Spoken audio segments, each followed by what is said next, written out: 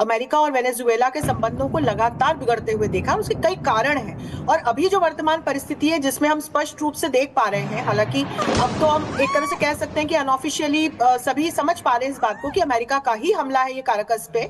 और अब जो वेनेजुएला के रक्षा मंत्री जिस तरह के स्टेटमेंट्स दे रहे हैं, यहाँ पर हमें ये समझने की आवश्यकता है। मैं अपने पैनलिस्ट की भी चर्चा को और थॉट्स को सुन रही थी।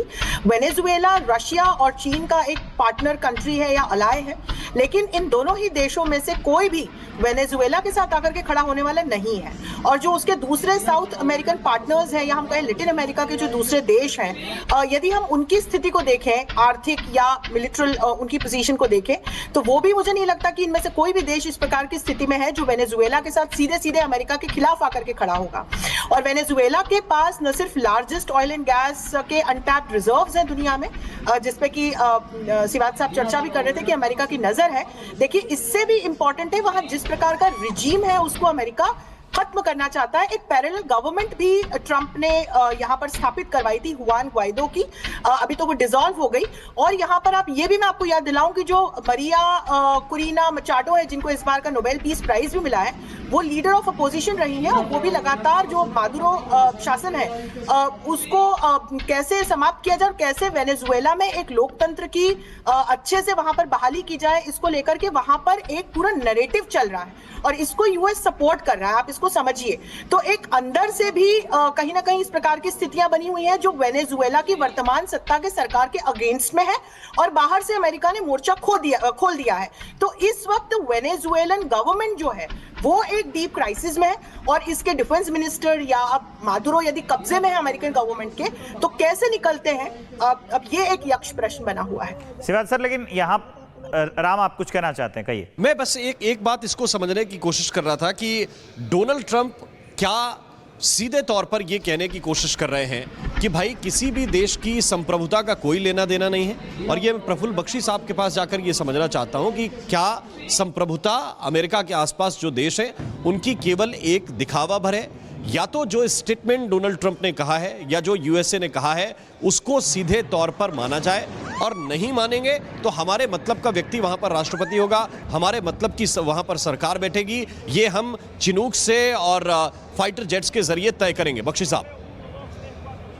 एब्सोल्युटली राइट, जिसकी डांठी उसकी भैंस, ये है ट्रंप की पॉलिसी और वो ट्रंप पॉलिसी चलाता आया है। ये पहली बार थोड़ी किया है। ट्रंप पिछले 40-50 साल से अमेरिका कर रहा है अपने CIA एजेंट के।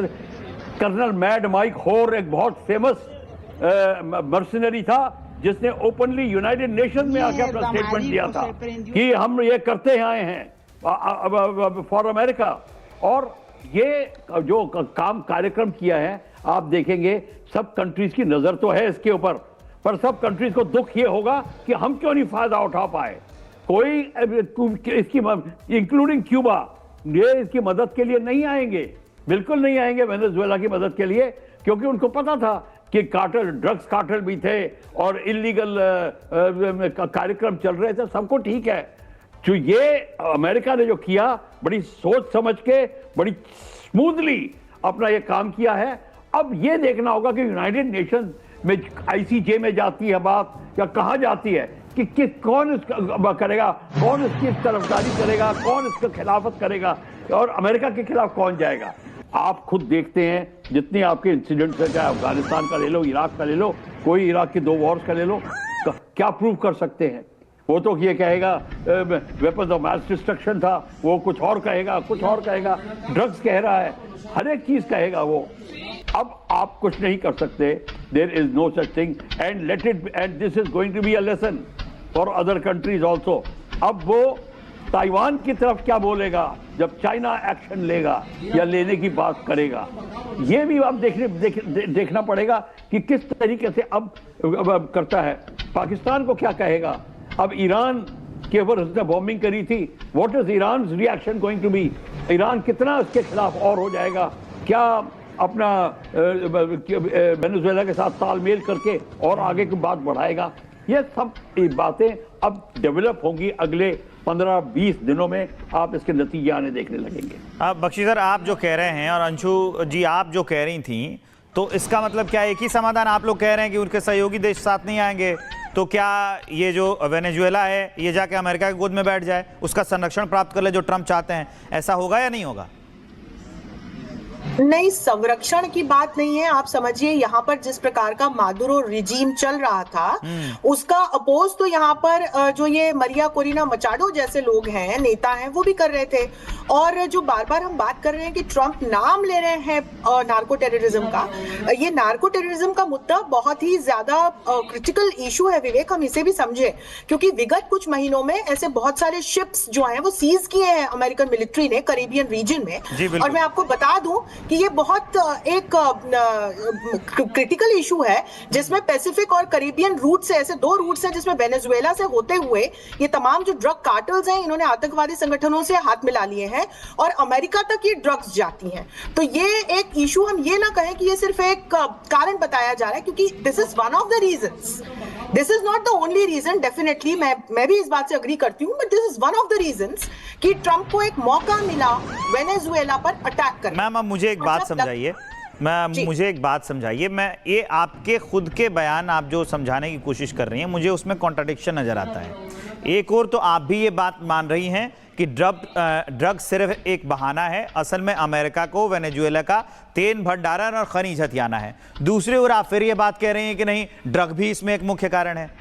मैं ये बिल्कुल नहीं कह रही हूं कि ये एक बहाना है, मैं कह रही हूं कि वेनेजुएला और अमेरिका के बीच जो ये स्थिति बनी है इसके बहुत सारे कारण हैं। अच्छा। इसके डिफरेंट टेंजेंट्स हैं।